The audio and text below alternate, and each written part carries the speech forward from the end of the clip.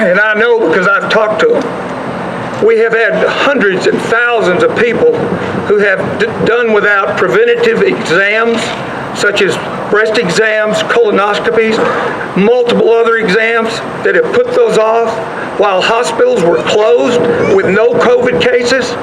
And in fact, many doctors and nurses were furloughed while patients were sitting and doing without these essential, necessary preventative exams that may save their life. We're going to see the ramifications of what's happened in the last 6 months for the next 6 to 10 years in the lives of Arkansans. Now, you combine all this with what we know are questionable numbers that are given out every day because nobody knows if these numbers are fact. And the reason I say that is I had a skin cancer taken off a couple of months ago. And while I was waiting for the results of that skin cancer to come back to make sure it hadn't spread, one of the nurses stepped into my room and she said, "Senator, can I talk to you?" And I said, "Absolutely." And she told me about 2 friends they have had for 30 years, very close friends. She got a call from the wife of this man who lived here in Little Rock. And she said that he had had a heart attack. She had called 911. They were taken to the hospital. He died in the ambulance. The EMTs verified that the man died in the ambulance.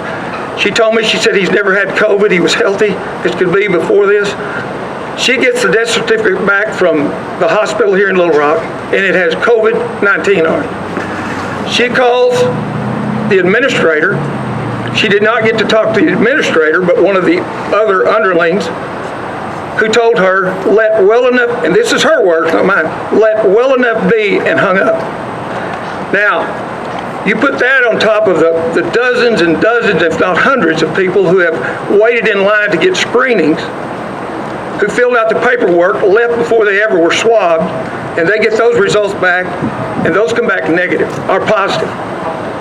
This stuff is going on all over the country. It's going on all over the country.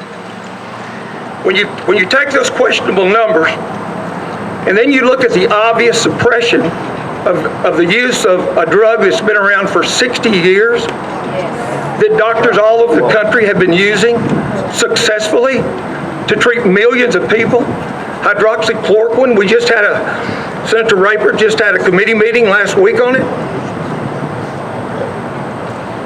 When you take all in it, and by the way, this drug is relatively inexpensive compared to the other drugs they're using.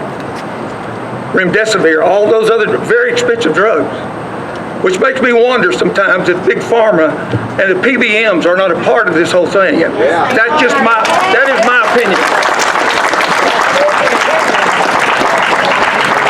Let me say one more thing and then I'm done. We've had some people say, "Well, why don't you take this up during the regular session?" Folks, we have been at this 7 months. The regular session starts January the 10th. That's 4 months from now. The first 2 weeks, and any of these legislators will verify this, the first 2 weeks of the regular session, we do nothing.